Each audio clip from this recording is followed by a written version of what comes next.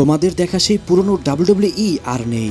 এখন শুধু টাকার স্পন্সরশিপের খেলা চলছে, কিন্তু এর পেছনে আসল কারণ জানলে আপনি অবাক হয়ে যাবেন। ডাব্লিউডাব্লিউ এখন আর ভিন্স ম্যাকম্যানের মালিকানায় নেই।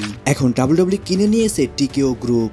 আর টিকেও গ্রুপের আন্ডারে শুধু ডাব্লিউডাব্লিউ না, ইউএফসি এছাড়াও অনেক স্পোর্টস কোম্পানি রয়েছে তাদের আন্ডারে।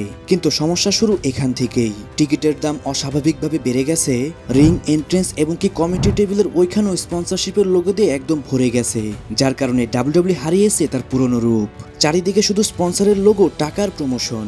আর এর পেছনের কারণটা আরো ভয়ঙ্কর। একটি নিউজ থেকে জানা গেছে টিকেও গ্রুপের ওপরে $2.7 বিলিয়ন বিশাল একটা ঋণ রয়েছে। তাই টিকেও গ্রুপ এখন ডাব্লিউডাব্লিউর উপর সব ভার চাপিয়ে দিয়েছে।